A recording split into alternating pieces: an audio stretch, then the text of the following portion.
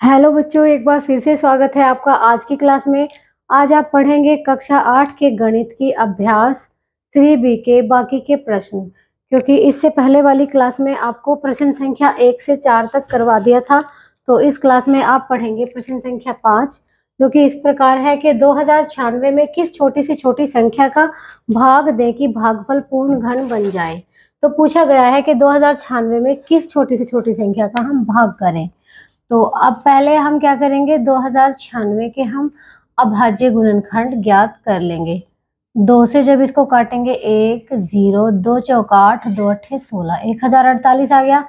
2 से काटेंगे 2 पंजे 10, 2 दूनी 4, 2 चौक 8, 524 आ गया। चलिए फिर से 2 से काटते हैं, 2 दूनी 4, 2 छक्का 12, 2 दूनी 4। फिर से इसको 2 से काटेंगे तो 1 3 1। अब ये किसी से नहीं कटेगा, 1 3 1 से ही कटेगा, तो ये आ गया। ठीक है, अब आप देखिए 2096 के अभाज्य गुणनखंड। अभाज्य गुणनखंड क्या होंगे? 2 गुना 2 गुना 2 गुना 2 गुना 131। अब पूछा है किस संख्या से भाग दें कि पूर्ण घन बन जाए। पूर्ण घन कब होगा? जब जोड़े बन जाएंगे 3 3 के। तो इसका तो जोड़ा बन रहा है 3 3 का, इनका नहीं बन रहा, इसका मतलब इनको हटा देना है। ठीक है, मतलब इसी संख्या से भाग कर देना है। तो क्या लिखेंगे? अभिष्ट संख्या। अभिष्ट संख्या मतलब ऐसी कौन सी संख्या जिससे भाग दें? वो होगी 2 गुना 131, मतलब 262। 262 से भाग करने पर भागफल पूर्ण घन होगा। यही आपका आंसर होगा। इसी तरह प्रश्न संख्या 6 में दिया है कि 2,81,216 में किस लघुत्तम पूर्ण संख्या का भाग दें कि भागफल पूर्ण घन बन जाए। ये भी इसी प्रकार का प्रश्न है। पहले हम इसके अभाज्य गुणनखंड ज्ञात कर लेंगे। 2 8 1 2 1 6। 2 से जब इसको भाग करेंगे, 2 एकम 2, 2 चौक 8, 0 2 छक्का 12, 0 2 अट्ठे 16। फिर से 2 से काटेंगे जब इसको, 2 सत्ते 14, 0 2 3 6, 0 2 चौक 8। 2 से भाग देंगे तो 2 3 6, 2 पंजे 10, 2 एकम 2, 2 पंजे 10, 2 दूनी 4, 2 एकम 2, 2 सत्ते 14, 2 पंजे 10, 2 सत्ते 14, 2 छक्का 12, 2 अट्ठे 16, 2 सत्ते 14, 2 अट्ठे 16, 2 अट्ठे 16, 2 चौक 8, 2 तिया 6, 2 नम 18, 2 चौक 8, 2 दूनी 4, 2 एकम 2, 2 नम 18, 2 सत्ते 14। अब आप देखिए ये संख्या किससे कटेगी? 2197 किससे कटेगा?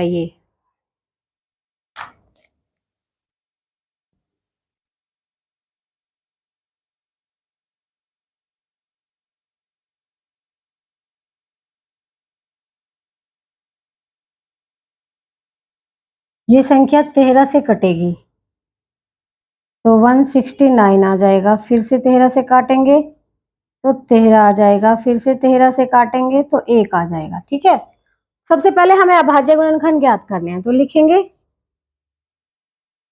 2 8 1 2 1 6 के अभाज्य गुणनखंड। अभाज्य गुणनखंड क्या होंगे? अभाज्य गुणनखंड 2 कितनी बार आया है? 7 बार। 2 गुना 2 गुना 2, और 13 कितनी बार आया है बच्चों? 3 बार आया है 13। ठीक है, तो पूछा है किस संख्या से भाग दें। आप देखिए जिसके जोड़े नहीं बन रहे हैं उसी से भाग देना पड़ेगा। इस 2 का तो बन गया 1, इस 2 का भी बन गया 3 का जोड़ा, इस 13 का बन गया। क्या संख्या रहेगी? 2 रह गया ना, तो इसका ही भाग दे देंगे। इसका भाग देने से ये संख्या पूर्ण घन हो जाएगी। तो हम लिखेंगे अभिष्ट संख्या। अभिष्ट संख्या मतलब जो हमें ज्ञात करनी थी। अभिष्ट संख्या क्या होगी? 2 से भाग करने पर भागफल पूर्ण घन हो जाएगा। यही आपका आंसर होगा। चलिए इसको नोट कीजिए।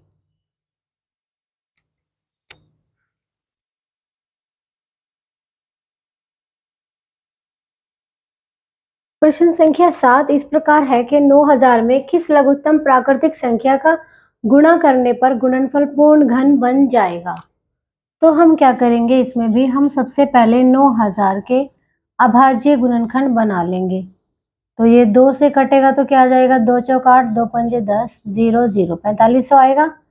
2 से काटेंगे, 2 दूनी 4, 2 दूनी 4, 2 पंजे 10, 0 2250 आ गया। फिर से इसको 2 से काटेंगे तो 2 एकम 2, 2 एकम 2, 2 दूनी 4, 2 पंजे 10, ये आ गया। अब ये 3 से कट जाएगा। 3 तिया 9, 3 सत्ते 21, 3 पंजे 15। फिर से ये 3 से कट जाएगा। 3 एकम 3, 3 दूनी 6, 3 पंजे 15। अब ये 5 से कटेगा, 25 आ जाएगा। फिर से 5 से काट के कितना आ जाएगा? 5। फिर से 5 से कटेगा तो कितना आ जाएगा? 1। तो हम क्या लिखेंगे? 9000 के अभाज्य गुणनखंड। अभाज्य गुणनखंड क्या होंगे? 3 बार तो आ जाएगा 2 और 2 बार आ जाएगा 3 और 3 बार आ जाएगा 5। तो हमें पूछा है कि किस प्राकृतिक संख्या का गुना करने पर, मतलब किस संख्या को गुना कराएं। आप देखिए इसका तो पूरा 3 का जोड़ा बन गया, इसका भी जोड़ा बन गया 3 का, इसका नहीं बन पाया 3 का। इसका मतलब इसका जोड़ा बनाने के लिए किसकी जरूरत है? 3 की जरूरत है। इसलिए यहाँ पर 3 का ही गुना करने पर ये पूर्ण घन बन जाएगा। तो हम यही लिखेंगे कि अभिष्ट संख्या,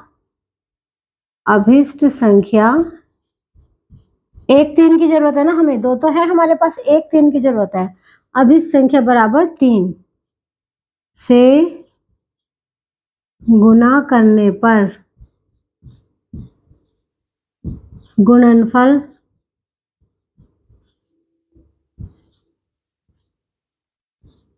पूर्ण घन हो जाएगा। नोट कर लीजिए।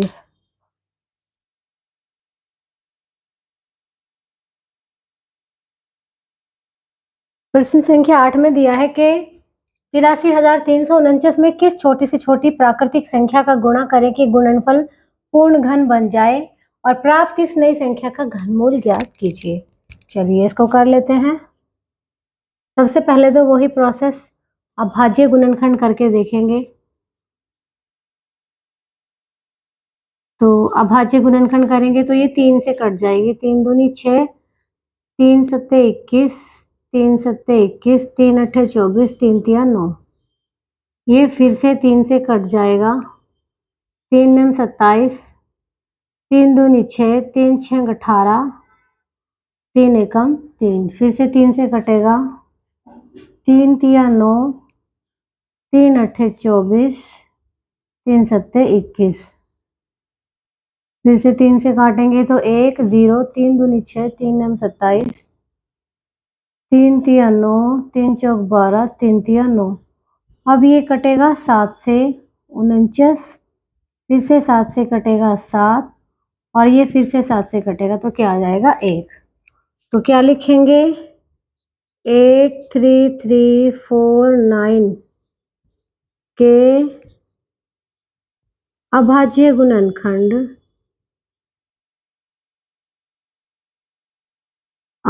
गुणनखंड क्या होंगे? 3 कितनी बार है? 5 बार। 5 बार तो ले लेंगे 3, ठीक है, और 3 बार लिख लेंगे 7, 3 बार 7 आया है। अब पूछा है किस संख्या का गुना करें कि पूर्ण घन बन जाए। पूर्ण घन बनाने के लिए 3 3 के जोड़े, इसका बन गया, इसका बन गया, इसका नहीं बन पा रहा, तो इसका बनाने के लिए एक 3 की जरूरत है, इसका मतलब 3 से गुना करने पर ये पूर्ण घन बन जाएगा। तो क्या लिखेंगे, अभिष्ट संख्या बराबर 3 से गुना करने पर गुणनफल पूर्ण घन होगा, पूर्ण घन हो जाएगा।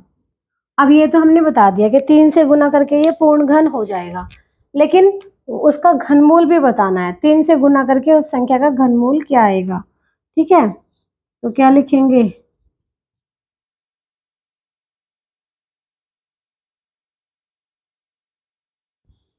3 से गुना करने पर घनमूल क्या होगा। घनमूल क्या होगा देखेंगे, ऐसे लिख लेंगे इसको, 3 की गुना कर लेंगे, 3 गुना 3 गुना 3।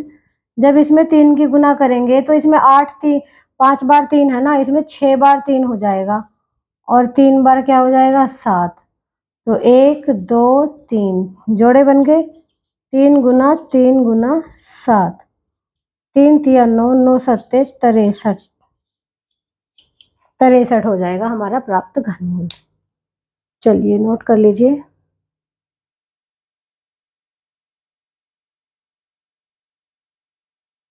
प्रश्न संख्या 9 में पूछा है -15,625 गुना 512 का घनमूल ज्ञात कीजिए।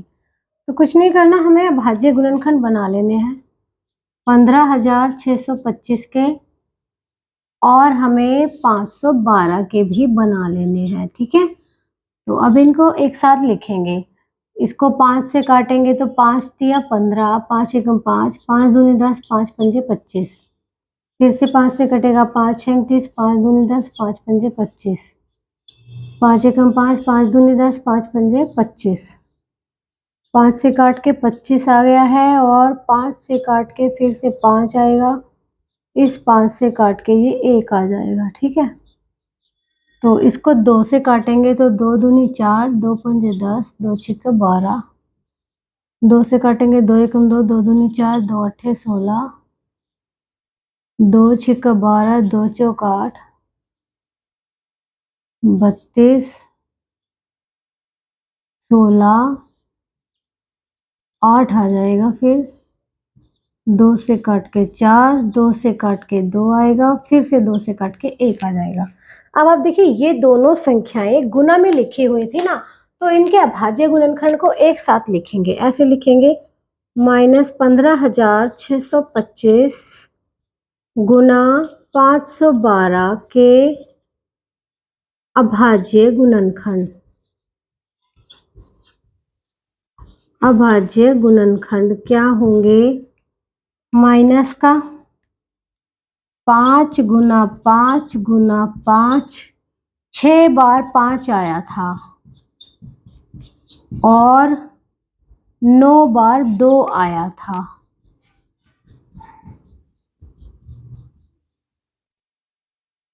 इस तरह से हम लिख लेंगे, ठीक है।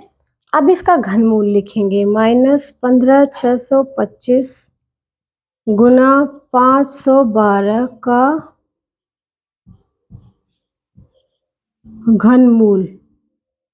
अब देखो घनमूल क्या होगा, जोड़ा लिखेंगे, 1 1 3 3, 1 2, मतलब 2 बार तो 5 आ गया, माइनस भी रहेगा, घनमूल में माइनस नहीं हटता, वर्ग करने पे माइनस हट जाता है, घन करने पे माइनस नहीं हटता। 2, एक और 2, एक बार और 2, 5 पंजे 25, दूनी 50, 50 दूनी 100, 100 दूनी 200, तो माइनस का 200 क्या होगा, इसका घनमूल होगा। चलिए नोट कीजिए।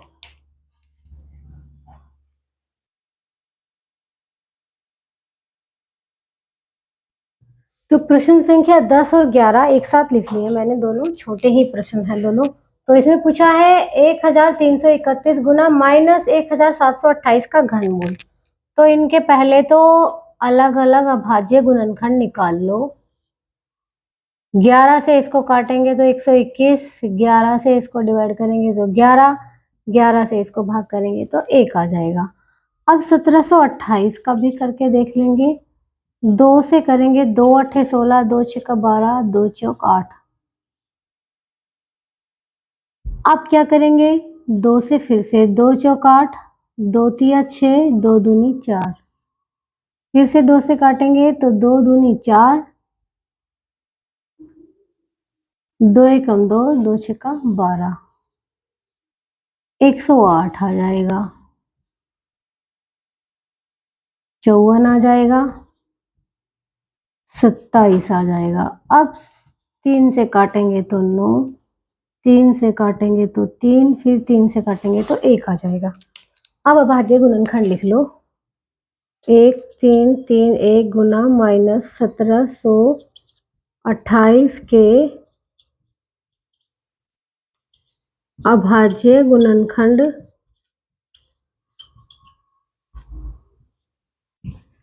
कैसे लिखेंगे, माइनस यहाँ ले लेंगे। और 11 कितनी बार है, 3 बार, तो 11 लिखेंगे। और 2 कितनी बार है, 6 बार, 2 लिखेंगे। और 3 बार 3 लिखेंगे। अब इसका अभाज्य गुणनखंड 1 3 3 1 गुना माइनस 1728 के यानी का घनमूल। घनमूल क्या होगा, 1 जोड़ा 11 कर लेंगे, माइनस लगा लेंगे, 1 जोड़ा 11 का, 1 इस 2 का, और 1 इस 2 का, और 1 इस 3 का। 11 दूनी 22, 22 दूनी 44, 44 तिया 132, माइनस का 132 क्या आ जाएगा, घनमूल आ जाएगा हमारा। ठीक है, नोट कीजिए जल्दी से। इसी तरह ये प्रश्न पूछा है 11 का घनमूल। देखिए इसको हम ऐसे करेंगे कि ये जो ऐसे रूट के अंदर यहाँ पर 3 पावर लगी है ना, और यहाँ लिखा है 125 गुना 343, इसका मतलब ये है इनका घनमूल पूछा गया है। ठीक है, अब आपने देखा होगा इसमें 125 का घनमूल क्या हो जाएगा, 5। ठीक है, और इसका घनमूल क्या हो जाएगा, 7, क्योंकि ये 5 का क्यूब है, ये 7 का क्यूब है। तो 5 सत्ते कितना आएगा, 35। तो इसका घनमूल कितना आ जाएगा, 35। तो हमारा ऑप्शन नंबर 1 क्या होगा, सही आंसर होगा। इसमें ऑप्शन दिए हुए हैं, आपको टिक लगाना है। ठीक है, तो ये तो बड़ा आसान है, तो आपने नोट कर लिए होंगे। इस अभ्यास में आपके इतने ही प्रश्न थे। तो चलिए फिर मिलते हैं आपसे अगली क्लास में एक नए अभ्यास के साथ।